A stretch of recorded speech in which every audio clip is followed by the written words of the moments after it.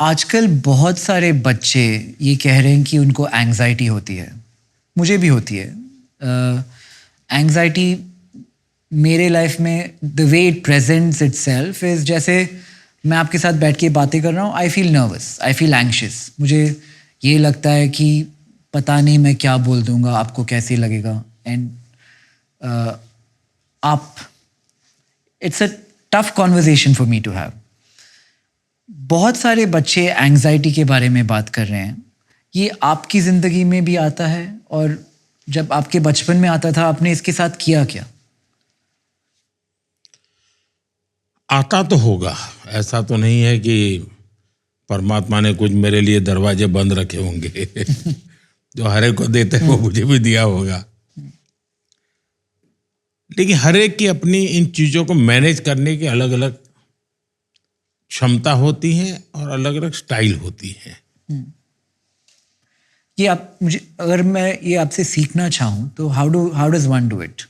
Exactly कोई thesis के रूप में कहना तो बड़ा कठिन है, लेकिन मैं एक ऐसे पद पर बैठा हूं कि मुझे मेरे इमोशंस को, मेरी ये जो नेचुरल टेंडेंसी मनुष्य की होती है, उन सब से बाहर रहना होगा, सबसे ऊपर रहना होगा।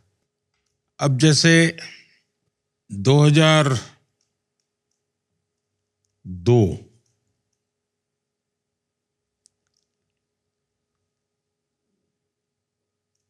गुजरात में चुनाव था। मेरी जिंदगी का वो सबसे बड़ा कसौटी थी। वैसे मैं मेरे जीवन में करीब करीब चुनाव जीतने का अवसर मुझे बहुत मिला है। लड़ा तब भी और लड़ाया तब भी। तो मेरे जीवन में न टीवी देखा, रिजल्ट आ रहे थे, कुछ नहीं। 11-12 बजे मेरे घर के नीचे सीएम बंगलो के बाहर ढोल की आवाज आने लगी। और मैंने लोगों को कहा 12 बजे तक मुझे कुछ जानकारी मत देना। फिर हमारे ऑपरेटर ने चिट्ठी भेजी कि साहब आप 2/3 बहुमत से आप आगे चल रहे हैं वगैरह। तो मैं नहीं मानता हूं कि कुछ मेरे भीतर कुछ नहीं हुआ होगा, लेकिन उसको ओवर पावर करने वाला मेरे पास कोई थॉट था। तो मेरे लिए वो रेस्टलेसनेस कहो, एंग्जाइटी कहो, अलग हो गया। उसी प्रकार से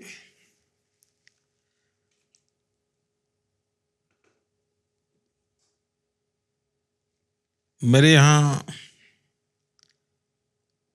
पर 5 जगह पे बम ब्लास्ट हुए। आप कल्पना कर सकते हैं कैसी स्थिति होगी एक मुख्यमंत्री के नाते।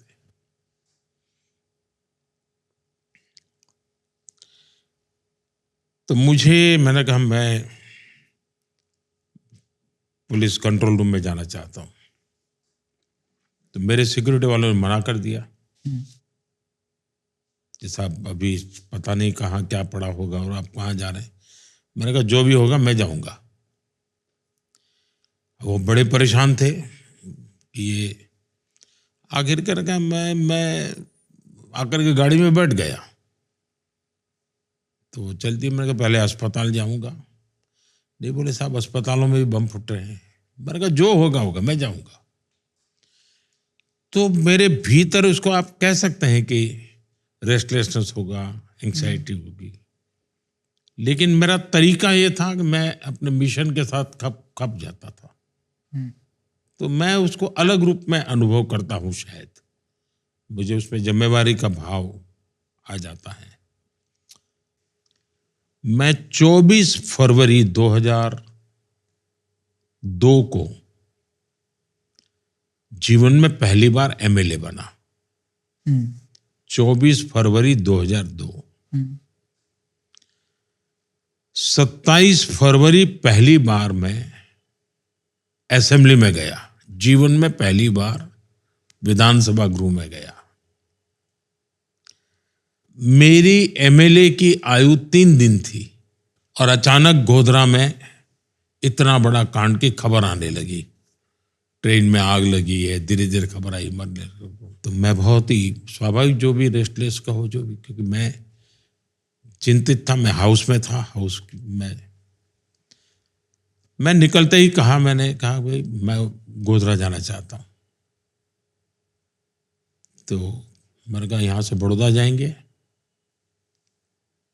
बड़ौदा से हम हेलीकॉप्टर लेंगे। तो बोले हेलीकॉप्टर तो है नहीं। तो मैंने कहा किसी का देखो। तो ओएनजीसी का शायद था, तो सिंगल इंजन था। तो उन्होंने मना कर दिया, वीआईपी को नहीं ले जा सकते। मैंने कहा मैं वीआईपी नहीं हूँ, मैं कॉमन मैन हूँ, मैं जाऊँगा। तो बड़ा झगड़ा हुआ हमारा। मैंने कहा मैं लिखित देता हूँ, जो कुछ भी होगा मेरी जिम्मेवारी है, मैं सिंगल इंजन हेलीकॉप्टर से जाऊँगा। और मैं गोधरा पहुँचा। अब वो दर्दनाक दृश्य, इतने डेड बॉडी है, सब आप कल्पना कर सकते हैं। मैं भी इंसान हूँ, मुझे भी सब कुछ हुआ जो होना था। लेकिन मुझे मालूम था कि मैं एक ऐसे पद पर बैठा हूँ कि मुझे मेरे इमोशंस को, मेरी ये जो नेचुरल टेंडेंसी मनुष्य की होती है, उन सब से बाहर रहना होगा, सबसे ऊपर रहना होगा। और जो भी कर सकता हूं करके मैंने कोशिश की अपने आप को संभालने की।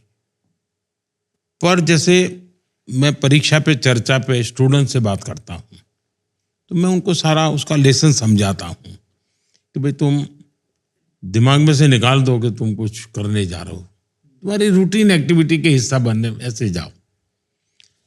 तुम स्पेशल नए कपड़े पहनने की कोशिश मत करो उस दिन।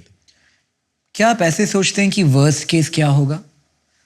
वर्स्ट केस मतलब सबसे बुरी चीज क्या हो सकती है? क्या आप वैसे सोचते हैं? जी नहीं, मैंने कभी न जीवन का सोचा है न मृत्यु का सोचा है। देखिए, मैं हिसाब किताब करके जो चलते हैं ना जिंदगी में, उनके लिए शायद होगा। इसलिए मैं शायद इसका जवाब नहीं दे पाऊंगा, क्योंकि सचमुच में मैं आज जहां पहुंचा हूं वहां पहुंचने के लिए निकला ही नहीं था जी। इसलिए मुझे पता ही नहीं है कुछ। मैं जब सीएम बना तो मुझे आश्चर्य था कि मैं सीएम कैसे बन गया। तो मेरे जीवन का ये राह नहीं था।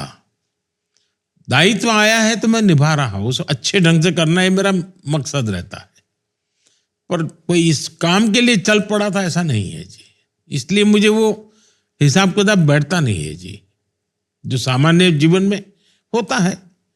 मैं शायद इसमें अपवाद हूँ, क्योंकि मेरा बैकग्राउंड ऐसा है कि मैं ऐसा कभी सोच ही नहीं सकता हूँ। मैंने एक बार किसी ने पूछा था, भी मेरा बैकग्राउंड ऐसा है कि मैं अगर कोई प्राइमरी स्कूल का टीचर बन जाता तो मेरी माँ ने मोहल्ले में गुड़ बेचा होता, गुड़ खिलाया होता सबको कि देखो मेरा बेटा टीचर हो गया। तो मेरा वो बैकग्राउंड था। तो इसलिए मैंने तो कभी ऐसे सपने देखे नहीं थे। इसलिए मुझे कोई ये नहीं होगा तो क्या होगा, ये नहीं होगा तो कैसा होगा, ये सब कुछ चीजें दिमाग में बहुत ज्यादा आती नहीं है जी।